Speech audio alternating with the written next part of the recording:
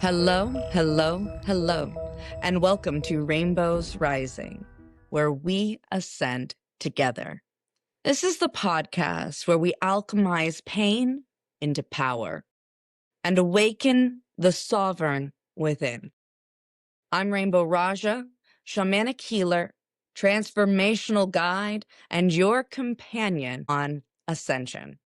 Here, we don't bypass the dark night of the soul, we move through it. We explore energy, consciousness, and the unseen forces that shape your reality so that you can reclaim your voice, your truth, your gifts, your power, and your path. This month, we are going to be talking about, well, one of the most mundane forces of our reality, the physical world. We are pretty well aware of the physical world since we all exist here. But what isn't always explored about our physical world is the different layers that make up our physical world. Growing up, we were all told that the earth is this big round ball, that we all evolved, and through this biological evolution, that we are all these monkey descendants, which may or may not be true. I do not claim to know. But what I do know is that there are a lot of forces and energies and things that are happening beyond what our eyes can see. And so in this particular season of the show, I am going to be breaking down the different layers of our reality and explaining to you what is kind of happening on these other layers. But here in the physical, we have objects that are tangible. We've got tangible things. We have tables, we have chairs, we have our physical bodies, we have crystals, we've got trees. The physical world is where we can touch matter. The physical world is where matter matters. So here in the physical plane, anything that we can touch or see is comprised of matter. And I'm not a scientist and I don't claim to know what's going on with science. All I know is that pretty much everything is made of atoms. And in order for objects to have form, those atoms have to move and oscillate and wiggle. And that is what gives them form in our reality. Their oscillation of like their ability to wiggle and jiggle, and that's what gives them form in our reality. In the physical world, we are more than matter, which is how we have emotions, we have thoughts, we have connections to humans, we've got dreams. If we were only physical matter, dreams would not be possible. Creation outside of our known reality would not be possible. If we're able to create something that has not been experienced, that is proof that there is something beyond this physical experience. Dreams are somewhat correlated with that. There are many, many people on this planet that experience telepathy with animals. They've had visions of their past loved ones. They've had premonitions of events that were to come. They have played with fairies or were able to interact with God and angels. There have been numerous experiences. Most people have at least one mystical, magical experience to tell about where they questioned, is reality really what it seems? Our physical reality has been presented to us. It was ingrained in us from as early as our childhood. We were told what history was by other people who were told what history was.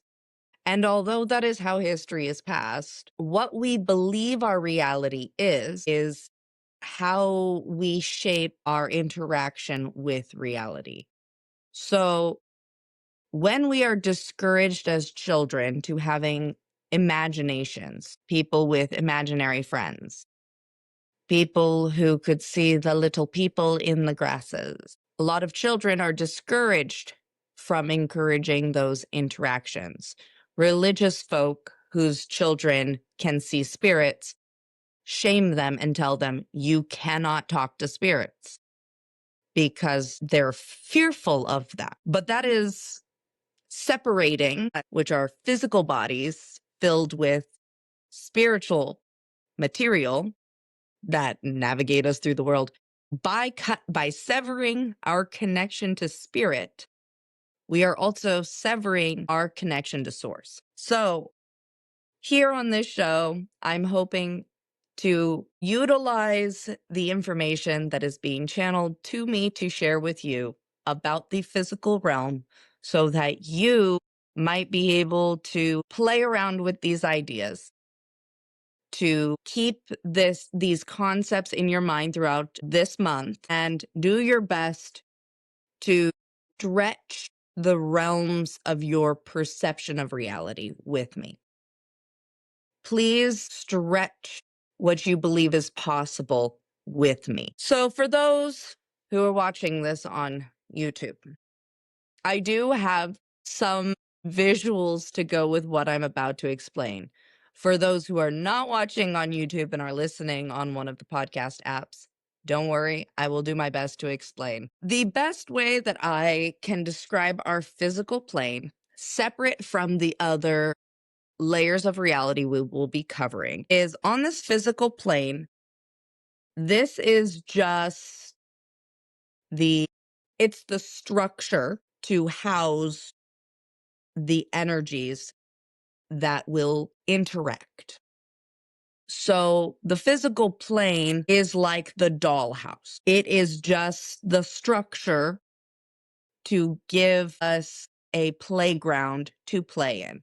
The physical plane is the location in which we are experiencing touch, taste, smell, sight, being able to communicate, to sense each other, to whatever. All of the things that being physical allows us to do. But in this physical plane, there are other realms that overlap our plane, like sheets on a bed. And I will show a perfect example next week because I was just shown how I can show this. So I will show this next week when we start to actually apply some of these practices to help you be able to manipulate your physical realm and play with the conscious universe a little bit. But for now, just imagine those other realms are sheets on a bed. On the bottom, like when you're between the fitted sheet and the flat sheet, you cannot see the flannel sheet and the comforter above that fitted sheet. All you see is the fitted sheet that you live on. And if you weren't really aware that there was a sheet over you, you would just think, oh, yes, I'm walking on this fitted sheet. And that is all that exists. And until that flat sheet actually touches you, that is when you become aware. Wait a second, there's this other thing. There's this other thing touching me. And you can imagine people who have paranormal experiences, that's like the flat sheet comes and touches them. And they're like, oh, what was that? We all are on this fitted sheet thinking that's all that exists. The fitted sheet on our bed is Earth. That's like the physical plane. The flat sheet is kind of the fairy and kind of the ghost plane, the ancestral plane. Little bit. We'll go into that on the month of the fairies. We become aware of these other realms when those other sheets come into contact with us. And once we are compressed by these other energies and they come into our awareness, that's when we individually are like, hey, wait a second, something's going on. and we become aware. So I'm going to show you the illustration I have right here. So we have the physical plane, the fairy realm, and the plant realm. So this is the consciousness of plants, animals, and fairies. And above that, we have the astral plane and the akashic plane. And even beyond that one, we have the quantum field. But I'm not going to cover that this season. That one's a big one to cover for this season. And beyond that, I was shown before recording this episode, there are different geometric shapes that were given to us to represent the different elements. And the earth element is a cube. And I was asking my guides and the ones that are kind of helping me translate some of these more esoteric beliefs to demonstrate. So we have here this cube, and on each face of the cube, you can imagine it like a dice, right? So you can imagine, okay, we've got our dice, and on the first side of the dice, we have a 1. We have a snake's eye, right? And that's our reality. On another side of the dice, you have your plants, animals, and fairy spirits. And well, it's more like plants and animals and their consciousness is on one side of the dice, and on the other side of the dice is the fairy spirits. And then on the top, we've got the ghosts, and on the bottom, you have entities and demons. And on the back side, we've got spirit guides and angels and whatever. Most of these other beings can cross over, can go around the edges of the dice and check on us. They can interact with us if they choose to. They can reach out to us. They can speak to us. They can send us messages through our dreams. They can send us telepathy. They can make themselves known to us if they are kind of powerful enough if they want to. But many times, keeping us in the dark is to their advantage. And so they don't. Those who are curious about these other realms and these other consciousness states, we find ways around the edges of the dice to interact with these other spaces. Now, it's not actually a dice. That's just to give you a dimensional image of how there's these different planes of our physical realm that are interacting. So these are different energy frequencies, different, I don't even know if frequencies, they really are like other worlds that exist in this dream-like space. Animals, for example, are highly telepathic. Many of them can astral travel.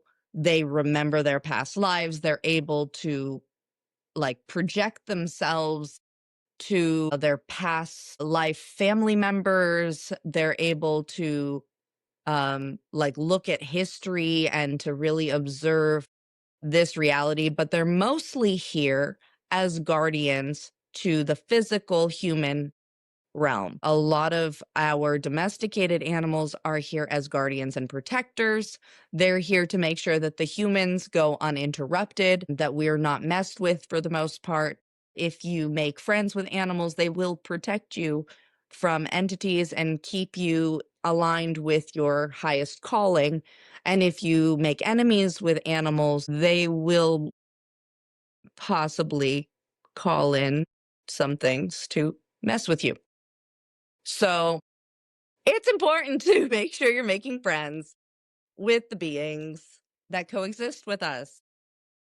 So you might be asking, okay, well, there's all these things walking through our reality. I've never seen one. I've never interacted. Like, why should I stop doing my everyday life to interact with these things? You don't have to if you don't want to. However, if you do decide that you want to, there are advantages to allowing these other inhabitants to enter your physical reality, because it has to be an invitation. You are in command of your reality. Your physical world will stay the same. It will stay fixed to your perspective, to what you choose to allow into your world. Everything is fixed for your physical reality until you decide you want to open yourself up to these other experiences. And when you do make that choice, you know what?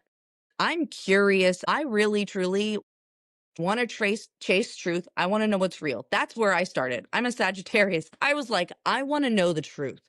I am going to go out. I'm going to find out. So there is way too much going on with fairies. Like there's so much history on fairies. There is no way that fairies can't not be real. And I saw them when I was a kid. So that was how I opened the door to all this. But I was very genuinely curious. I would rather know the truth than stay in the dark. I was fearful. I was afraid to interact, but that did not stop my curiosity to know the truth. I am a truth seeker, first and foremost. I don't judge. I don't go around being like, oh my gosh, I'm afraid of these things because I'm sure they're just as afraid of me. If they didn't know I existed and suddenly I appeared in their reality, I'm sure they'd be pretty terrified too. So for me, it seemed pretty logical. I put myself in a spirit's shoes. I put myself in a fairy's shoes. I put myself in these other beings' shoes. And I was like, hey, if I was this other being, you know, would I want compassion and understanding, or would I want to be immediately demonized and misunderstood? I chose that I didn't. I live by God's golden rule, and I decide to treat all of the beings of this planet the way I wanted to be treated. And that started with these other invisible forces that come into our reality through our decision to welcome them in. Some people get curious through, you know, going, well, I don't believe in ghosts. And then their friends like, well, my house is haunted. They're like, yeah, sure it is. It's like a skeptic who has a tiny bit of doubt somewhere in their soul. They're like, I don't know. I don't really believe in God. But yet they will go and challenge preachers and ask all these questions, or I don't believe in tarot. And then they'll go to a tarot reader and challenge the tarot reader. It's because there's a piece of them that doesn't truly believe the BS that they're telling themselves. And so they're trying to find external validation to this limiting belief that is allowing them to exist in this confined reality. And when they are actually presented with expansion, a lot of them actually get really terrified and will be threatened. They're like, you're threatening my entire existence. I'm sorry. You came to me. You came to me for a tarot reading, sir. That is not my fault. You don't want me to tell you the truth? You want me to lie? No. That's not what you're paying me for. So I'm here. None of you are paying me, but I am here to remind you, if you choose that you want to have these experiences with these other realms, the first thing is a consensual agreement. You are making a choice. Your curiosity to explore these other realms is a choice. You can watch movies. You can read as many esoteric books as you want. You can listen to this entire podcast. And unless you are choosing, I'm actually curious and I want to see if this is true, you won't experience anything, because you can either choose, you know what, I'm not really that curious. I'd like to learn how to meditate, maybe do some Reiki. Maybe if she gets there, I'd love to learn how to levitate objects with my mind or set things on fire. That sounds really cool, which we will get there someday. Right now, we are focusing on the basics. Gotta start basic. So, yeah, it's just really important that you consent. You want to talk to aliens? Gotta consent. You want to talk to entities? I don't always recommend that one, but it does take consent. You hear that? Takes consent. First things first, how much of your reality do you want to welcome newness in? I recommend, if you are very new to the spiritual world and you're like, I want to keep some grasp over my reality, start with communicating with plants, animals, possibly fairies. It's very basic. That is pretty much in the physical world with a slight extension into a breaking through the veil of the fairy and natural world. So the elemental world. That's a good, safe zone to start. If you've already been able to communicate with animals and plants, and you can download information and you can have a tree literally show you all of time, past, present, future, and you've had talks with trees and animals, then you're ready for a step up from that. But like I said, it starts with consent. And it's also knowing that once you open this door to these other worlds, you're not going to really be able to go back to normal. I mean, technically you can. You can shut things down. You can turn things off. You don't have to interact with those worlds, but it is a lot harder to close the door on it once you've already opened the door on it. And if you want me to go into that, I highly recommend you guys send me some fan mail and be like, hey, next week, you should tell us how we can close the door just in case this freaks us out. But I personally, from personal experience and working with the hundreds and maybe even thousands of clients at this point, I haven't had anybody reach out and be like, hey, I want to shut the door on this. I've had people say, hey, this came in really, really fast and I need some help putting a cap on it or putting some regulators on it. And we will be covering that. So, very basic thing. Everything is consent. What you experience is co created because you are the master of your reality. That is what the physical plane is all about. It is learning just how much of the world that you live in is a reflection of how you think, how you feel, and the actions you take.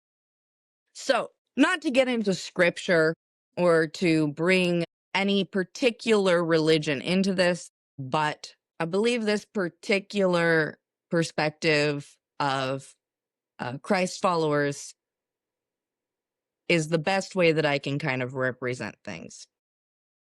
The golden rule. The golden rule.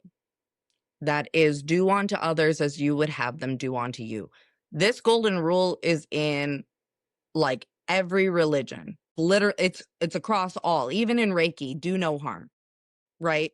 Do not worry, do not anger, do no harm. Like, it is fundamental to treat others the way you want to be treated with respect. And I think the reason it's a golden rule is it's not just showing respect for your fellow man, it's also extending to the animal kingdom, to the spirit realm, to show respect for everything that could possibly have consciousness, and to also demand respect for yourself. And when we start to apply the golden rule to our own existence, do unto ourselves as we would have others do unto us, right? We start to apply that golden rule, we can start to manipulate the physical plane in a godlike way. And what I mean by that is one of the laws of our reality, based on the golden rule that we just talked about, is karma. And karma comes from, if you don't follow the golden rule, karma comes.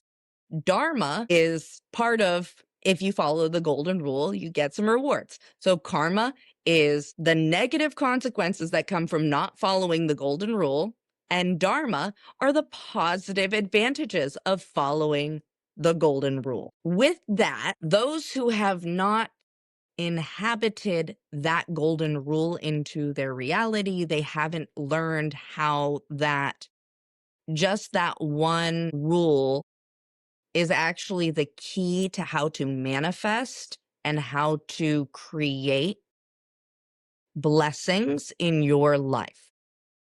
The people who haven't learned that perpetuate suffering in their life.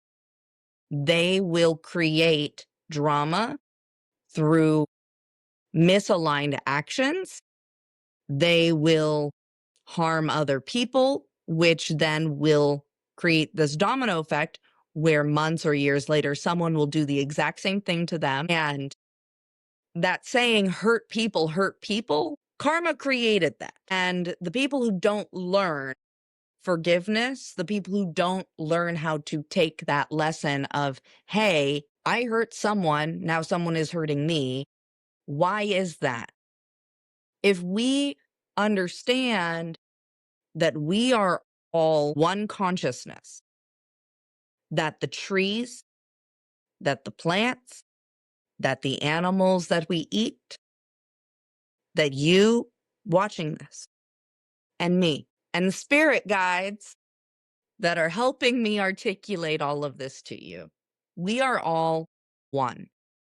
We are all existing at the same time through different lenses. It is kind of like when you are training an AI program, you program the AI for a specific task with rewards and consequences. Very similar to what we've got going on here, huh? And then that AI has a bunch of different instances or screens, and you can have hundreds of screens open at once for different options that that particular task can take. I saw an example of this with the video game Pokemon Red to be exact. Someone had taken an AI and was training it to play Pokemon. And in order for it to learn how to play Pokemon properly, there had to be advantages and disadvantages. It got a +1, dopamine hit every time it explored a new area, every time it caught a new Pokemon, and every time it leveled that Pokemon up. It got a negative hit if its Pokemon died, if it had to start over, if it stayed in one area too long. That was pre-programmed, and then the programmer had 100 different instances open for this one AI existing in that 1 minute. It was playing out the game, and it was going different directions. It was making different choices in each instance, but it was all the same, like consciousness. The consciousness split itself up into 100 different instances. And that is the best way that I can describe what our physical reality is. Our physical reality is we are a bunch of fractions of one universal consciousness. We are all experiencing this moment in time at the exact same time through different lens, and we are all given different stats, different interests, a different backstory, but we all have the exact same reward system. We all get +1 when we treat others the way we want to be treated, or +2 if we treat ourselves the way that we want others to treat us, and a -1 if we treat others the way we don't want to be treated, or a -2 if we purposefully hurt people just because we can. So that is how our that is how our program has been set up. And those who learn +1, +2, and do that and turn that into their trajectory forward, like I am functioning based off of, I want to help people.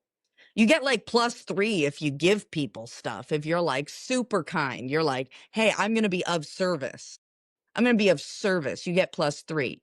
And you get -3 if you're a serial killer. So if you're a bad person, you get a -3. If you're really not just a bad person, if you are like straight up trying to destroy people's lives because it makes you feel better about yours, that's a -3 for sure. So that is the rules of our physical reality, and you can optimize your reality when you understand the basic rules of our reality. So now that you understand that's the basic rule of our reality, and you understand that you are the ruler of your reality. You consent to all experiences, and you might be saying to yourself, well, if I consent to all experiences, why did that really horrible experience happen when I was younger? Why was my dad, why'd my dad beat me? Hmm. I didn't consent to that. I told him to stop. Okay, sure. You told your dad to stop. And, I mean, you were a child, but did you tell your teacher at school? Did you tell your preacher at church? Did you report him to an agency? Like there are certain atrocities that are done to us by the people who want to go and live out their karma, the hurt people who like to hurt people. But that is a test for us. That is a test orchestrated by the system to see, hey, how is this person going to level up their character? Are they going to level up? Are they going to level down? Are they going to stay the same? Let's see what they do in this challenge. You are in a boss battle. Unfortunately, your dad was the boss in that situation. What did you do to beat the boss? Did you play dead and he stopped early? Did you try and man up and look big and scary? Did you just stop giving him reactions and he walked away? Did you say something that made him really question what he was doing and start to have an existential crisis that maybe what he was doing was maybe not good? Whatever the case may be, you survived it. You're here. That's how we're having this exchange. Is that particular situation, you survived it. What information can you draw from that circumstance that will level up your character right now? So I've had a lot of really bad things happen to me. And to get to a place where I was like, I co-created that. That was really hard because I experienced SA and non-consensual adult activities when I was a teenager. And it took me a really long time to even accept that those things that happened to me could have been prevented by me. I forgive myself because I was young, and I was uneducated. I was not informed of the darkness in the world and the types of people in the world and um, the intentions of others. I was very naive and sheltered from my upbringing. But I co-created those circumstances because looking back, I was so protected and so sheltered, and I had this thrill side. I loved horror movies. I would pretend to be abducted when I played games with my friends. I had these I'm running away fantasies. I'd write these short stories about being a young child running away from home and having these really insane experiences. And something in my soul was calling for this experience that repeated. And I think that that was me not loving myself when I was young. I had not fully embodied the golden rule in treating myself the way I wanted to be treated. I had a lot of people in my life that found me very different, and my differences were a threat to them in some way or scared them in some way. And those differences made people question me and treat me different. And so I perceived myself in a very negative way for a long time because I had not been accepted as I was as a child. I had been constantly questioned and dismissed and undermined and put in a room by myself.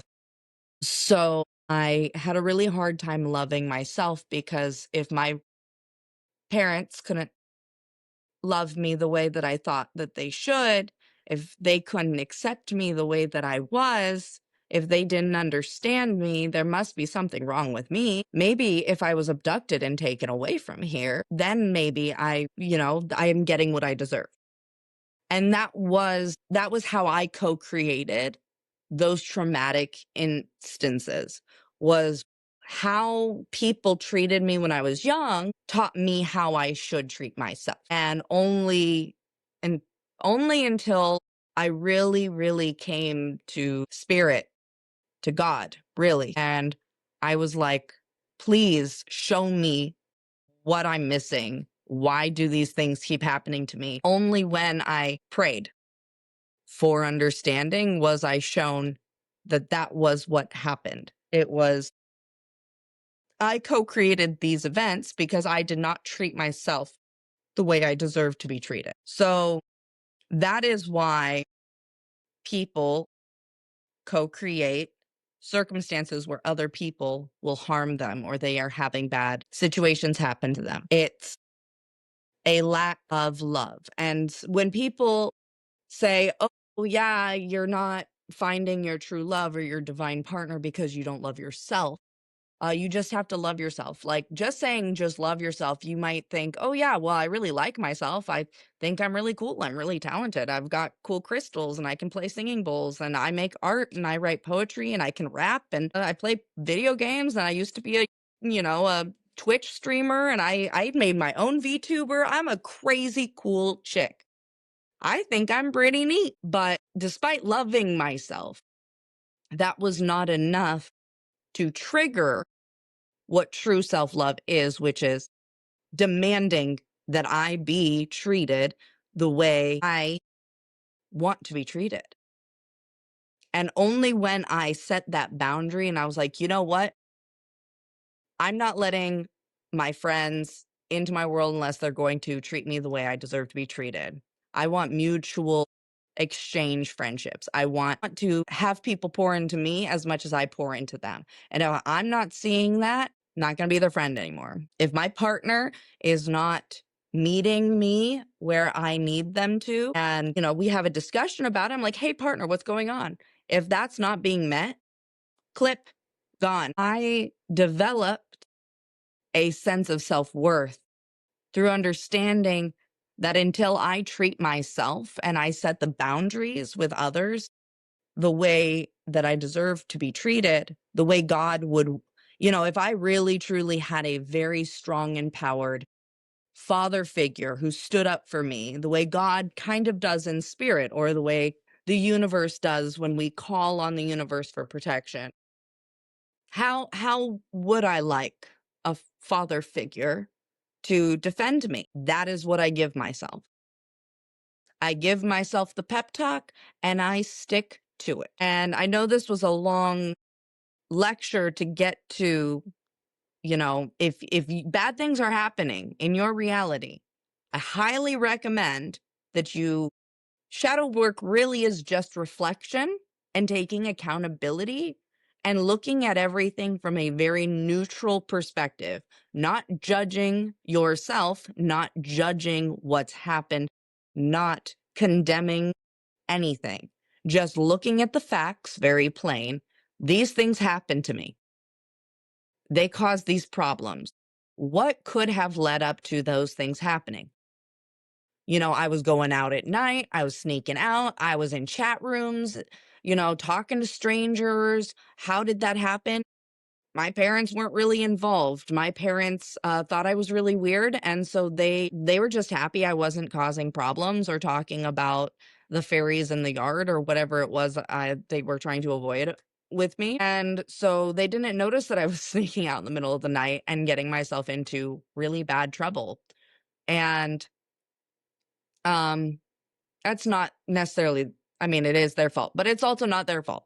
Like, they did the best they could. I love you, mom and dad. But I just, if I had loved myself, if I had respected myself, if I had a true understanding of what that felt like and looked like, and maybe I didn't have it modeled for me anywhere besides the television. And that's still a record, that's still a representation that I could have extracted that wisdom and applied to myself. I forgive myself for all those years where I was very clueless and oblivious to the fact that I truly was not standing up for myself the way that I needed to. But I implore you, if you want to control your reality and you want to be able to fully harness the blessings that this reality has to offer, that is the first thing. Because when you align with full, true self love for yourself, when you are fully aligned, blessings roll in. Because when you know what you deserve and you're like, you know what? I deserve a really nice car. God, universe, spirit guides, bring me a nice car. I want a 7-seater, 2 moonroofs, a Bose sound system. I don't care the color. I just wanted to be able to tow something. Maybe a boat someday. I deserve a boat. I deserve a house on a lake. When you start to know what you deserve, and you don't have to be greedy about it. It's not about greed. It's about what would truly make your soul happy to receive. And also, what will this new thing do for you? So like me being able to have the car of my dream and to be able to tow a boat allows me opportunities to share boating experiences with my children. So like that is what I'm planting I'm planting the seed that in order for me to go out on a lake and be in this boat that the universe has presented me with, that how I'm going to give back, that I'm going to be of service is I'm going to share the experience of boating with my children. I'm going to show my children the excitement of going on a boat, of fishing off a boat, of being able to tread the waves across the lake surface. And that's how I'm going to serve this gift. That nice 7-seater, I'm going to be able to fit a lot of Goodwill items in that car, and I can donate those items. Maybe I'll be able to take our whole family on trips. Maybe that's what I want to do with it.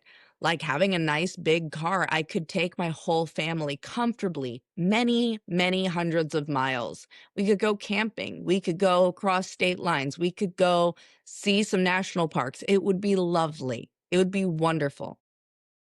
And it's knowing that I deserve the freedom to go camping with my family and knowing that my children deserve the abundance, the experience, to be able to experience the luxuries of this physical plane, that spirit goes, this is a noble intention. That's number 2. So number 1 is the golden rule and embodying that golden rule. Once you understand the golden rule and how the universe works, how not just the universe, how our physical plane operates, the second one is making sure that whatever you do, you are working from an intention from the heart, that every intention you're setting is coming from a place of love, a place of expansion, that it is not something that is rooted in one of the sins. I know that that's really cliche. And for those out there that are, that are not really into the Christian Catholic belief system, I totally understand. But we all have to kind of look at the major sins and recognize that a lot of times, if at the you look at these sins and the types of people, the quality of their characters that engage in those sins regularly, a lot of those people are not happy. A lot of them are seeking, seeking, seeking. They are not content. They are usually pessimistic. They usually can't see the light at the end of the tunnel. They don't have a lot of light to share. If you're out there and you are one of the many sins and you're like, hey, wait a second, that's not nice to say. I am guilty of having sinned from time to time. Um, And I probably still sin from time to time, but it's about not making it a habit. And it's also being mindful and going, hey, wait a second, my intention shouldn't come from pride, from vanity. My intention shouldn't be for greed. My intentions shouldn't be from wrath. I shouldn't be doing things to harm others or to get revenge on others. I shouldn't be doing things because I just want to accumulate a bunch of useless junk in my house and be a glutton. I shouldn't be doing things because, I shouldn't be wanting this or doing that because I'm lazy and I don't want to do the work to get there. The sins were set up to deter us from being corrupted in how we manifest. So if you are living from a place of sloth and everything you do is just so that you don't have to do much, like I order everything off of DoorDash and I have my groceries delivered to my door because I really don't feel like getting up and getting dressed and getting in my car and driving down to the grocery store and then walking through the grocery store and interacting with people because I really don't want to deal with those people and I really don't want to have to take everything and put it in my cart. I'd rather spend an extra $40 and not have to do all that. And so I never go shopping. I just have everything delivered by DoorDash. Do I actually? No, I go to the store. I go to the store quite regularly. But I'm just saying, if you're living from sloth and your intention when you're starting to learn how to utilize our physical realm, you're like, okay, well, I want a big, nice house so that I never want to leave it. That's sloth right there. Like your intention is, I want this big, nice house so that I have everything I'll ever need and never have to leave it and go anywhere or do anything. And I'm just taken care of. Like, no, have a nice big house to share with people. Have a nice big house so that you feel safe and comfortable and that your life is luxurious, but make sure that you're still working, that you're going out, that you have passions, that you're doing things. You may want to level up in your career, right? Like, I want a promotion. I want to make $1 million this year in my career. Are you doing it for pride? Are you doing it for gluttony? Or are you doing it so that you feel successful and accomplished? So you have this sense of, like, look at how much I accomplished this year. Look how far I've come.